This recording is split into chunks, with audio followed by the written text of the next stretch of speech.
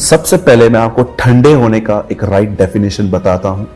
मैं ये नहीं कह रहा हूं कि सब गलत बताते हैं, लेकिन जो मैंने सीखा है मैं आपको वो बताना चाहता हूं। मुझे लगता है कि ठंडे पड़ने का सबसे जो मेन डेफिनेशन है, जिसका जो अर्थ है ठंडे पड़ने का, वो ये है कि हम इस दुनिया के प्रति बहुत ज्यादा हम खिंचे जाते हैं। लोगों की लाइफस्टाइल, लोगों के मोबाइल्स, ब्रांड्स, कपड़े, घड़ियां, हमें खुदा से ज्यादा हम अपने शरीर से जब प्रेम करने लग जाते हैं, इट मीन्स हम ठंडे पड़ चुके हैं। अगर आप आपकी नींद के गुलाम हैं, अगर आप खाने पीने के गुलाम हैं, यदि आप अपनी आंखों को वो दिखा रहे हैं जो वो देखना चाहती हैं, इट मीन्स आप ठंडे पड़ चुके हैं और अब आप अपने आप को एंटरटेन करने के लिए बाहरी वस्तुओं का हिस्सा और साझेदारी ले रहे हैं। मैं चाहता हूं आज आप ध्यान दें कि ये कैसे शुरू होता है। सबसे पहले मैं आपको बताना चाहता हूं ठंडापन आता कहां से है। याद रखिए, ये स्टार्ट होता है इग्नोर करने से। बहुत बार हमें पता ही नहीं चलता कि हमने एक्चुअली जीसस को एक्सेप्ट तो किया है, पर उसे इग्नोर भी बहुत किया है। मुझे नहीं लगता आप में से कोई भी जो यहां पर मुझे देख रहा है, आपने जीसस को रिजेक्ट किया है, आपने यीशु को यह कहा है कि मुझे आपकी जरूरत नहीं है। अगर आप ऐसे होते तो आप इस वीडियो पे ही नहीं आते, कभी इस वचन को देखने के लिए ही नहीं आते। लेकिन आपका ये वीडियो देखना एक चिन्ह है कि आपने यीशु को अपना प्रभु स्वीकारा है। लेकिन क्या आप इस बारे में थोड़ा सोचिए, कहीं आप प्रभु को इग्नोर तो नहीं करते? थिंक अबाउट दिस, सोचिए इस बारे में। कई बार वो आपको कुछ कहता है, लेकिन आपके दिमाग में ही एक्सक्यूज चलते रहते हैं। आपके अंदर ख्याल आया प्रेयर करनी है, लेकिन आपने कहा बाद में कर लेता हूं। देखिए, इनसाइड को चल रहा है, इनसाइड इग्नोर करना स्टार्ट हो चुका है।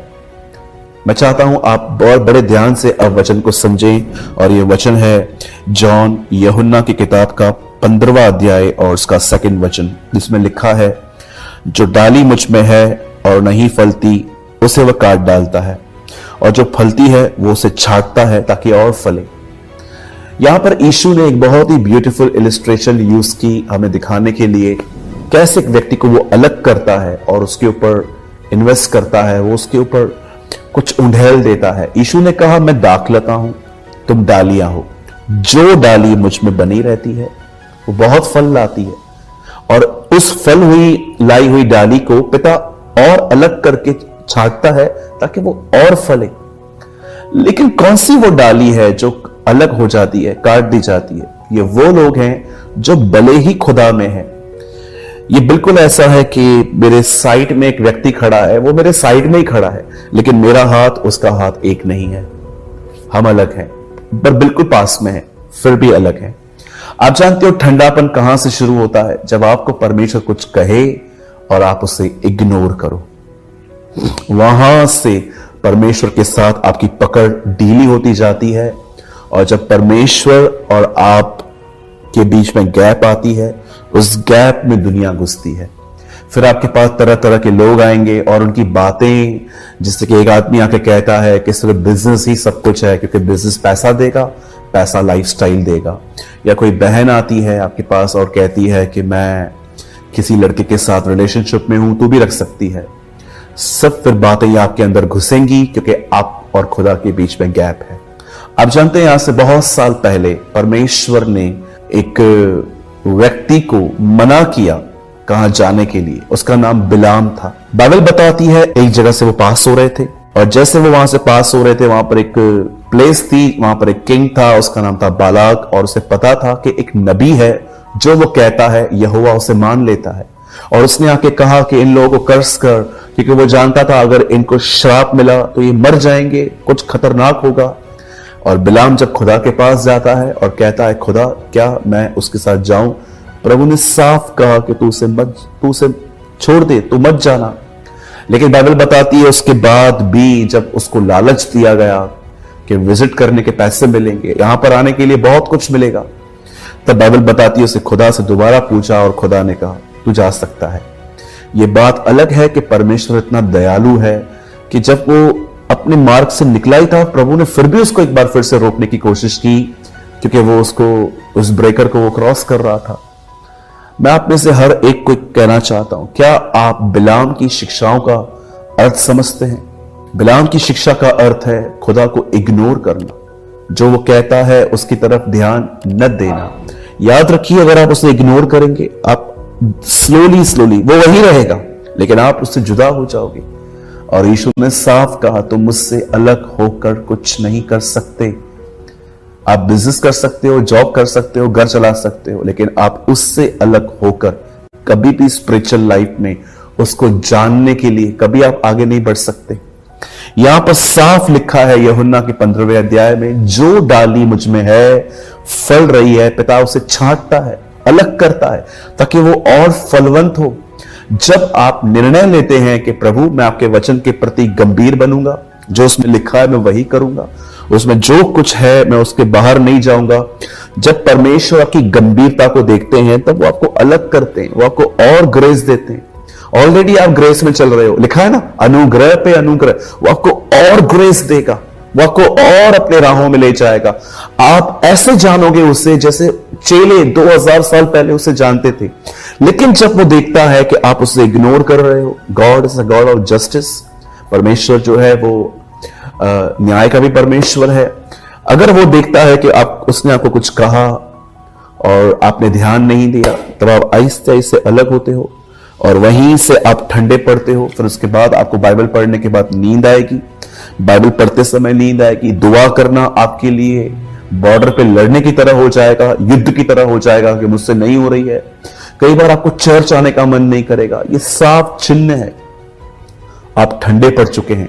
लेकिन ये स्टार्ट कहां से हुआ है? जब आपने इग्नोर किया खुदा को। मैं आपको अपना एक बैड एक्सपीरियंस बताना चाहता हूं। मैंने यस बिल्कुल, अगर आपको लगता है मैं बहुत स्पिरिचुअल हूं तो मैं बताना चाहता हूं, मैंने अपने जीवन में कई बार परमेश्वर को इग्नोर किया और मुझे आज भी महसूस होता है कि मैं कई बार उसे इग्नोर करता हूं। वो कुछ मुझे कहता है और मैं उसको अपना बहाना बताता हूं कि ये मैं बाद में करूंगा, अब मैं व्यस्त हूं। मुझे लगता है कि हम अपने आत्मिक खालीपन के हम खुद जिम्मेदार हैं। खुदा तो चाहता है, यीशु ने कहा मैं इसलिए आया हूं ताकि आग लगा दूं, और मैं तो चाहता हूं ये आग अभी ही लग जाए। यीशु ने कहा पवित्र आत्मा की आग, वो चाहता है कि हम जलते रहें उससे, लेकिन हम उससे इग्नोर करते हैं। जब वो हमें कहता है दुआ कर, हम कहते हैं बाद में करेंगे। वो कहता है बाइबल को पढ़, हम बोलते हैं बाद में करेंगे। कभी कभी वो कहता है कि प्रॉपर सही से चर्च में जा, बाइबल लेके जा, बैठ आराम से, मेरे वर्ड को लिसन कर। लेकिन कई बार बाइबल लेकर आके हम चर्च के अंदर सिर्फ यहां वहां देखते रहते, कौन उठा, कौन आया, किसने क्या पहना है, कैसे आया। वर्शिप देखते हैं लेकिन वर्शिप करते नहीं है। कई बार हम देखते रहते हैं वो कैसे गा रहे हैं। ये सारी चीजें इग्नोरेंस हैं और स्लोली ये व्यक्ति खुदा से अलग होता है और ठंडा पड़ जाता है। वो गैप आ जाती है, उस गैप में दुनिया घुसती है। उसके बाद डेविल अपने एजेंट्स को आपके लिए यूज करेगा, जो आपके अंदर अलग अलग पैशन डालेंगे। ऑफिस के लोग आपको कहेंगे क्या यीशु, क्या जीसस करते रहते हो, कमाना नहीं है, क्या बनाया है तुमने, किया क्या है अपने लाइफ में। मैं आपको कहना चाहता हूं, मैं ऐसे लोगों को एक ही उत्तर देता हूं, आप अपना काम करो, मुझे अपना काम करने दो। मुझे आप में नहीं बढ़ना, मुझे मेरे परमेश्वर में बढ़ना है। मेरे भाइयों, मेरी बहनों, मैं आपको फिर से कहना चाहता हूं, यीशु ने साफ कहा था अंतिम दिनों में बहुतों का प्रेम ठंडा पड़ जाएगा। उसने ये प्रोफेसी नहीं की थी कि मैं ऐसा करूंगा, पर वो जानता था कि अंतिम दिनों में कितने सारे लोग होंगे जो उसे इग्नोर करेंगे। In the Old Testament, they ignore God Jehovah. In the New Testament, they ignore God Jesus. But in these days, they are ignoring God the Holy Spirit. कभी आपने सोचा है खुदा कितना डिस्टर्ब होता है आपके बहुत फोन यूज करने से? कई बार जब आप फोन में 15 मिनट की रील्स, इंस्टाग्राम पे डाले गए लोगों की वीडियोस, जो बकवास वो डालते रहते हैं, आप उसको देखते हो, आपको पता है ये सब आपके अंदर जा रहा है। और आगे चल के जब आप परमेश्वर की आवाज को सुनने के लिए बैठोगे ना रूम में, तो आपको सुनाई नहीं देगी। जानते हो क्यों? क्योंकि ऑलरेडी आपके माइंड में ट्रैफिक जमा हो गई है, अलग अलग बातें। आपको समझ में ही नहीं आएगा कि खुदा की आवाज कौन सी है, क्योंकि आपके अंदर इतनी आवाजें हैं। कई बार आपका फोन आपके अंदर सिर्फ कचरा डालता है, आप खुदा को इग्नोर कर रहे हैं। मैं फोन के रखने और इस्तेमाल करने के कोई खिलाफ नहीं हूं, लेकिन अगर आप अपने फोन के गुलाम हैं, आपका फोन जब आपको कहता है कम और आप गुलामों की तरह जाते हो, यस सर देख मुझे, देख क्या क्या अपलोड हुआ है। मेरे भाइयों मेरी बहनों, डोंट इग्नोर गॉड। यही हमारे ठंडेपन का कारण है। मैं विश्वास करता हूं आज के कलाम के द्वारा आपने जरूर कुछ लर्न किया हो।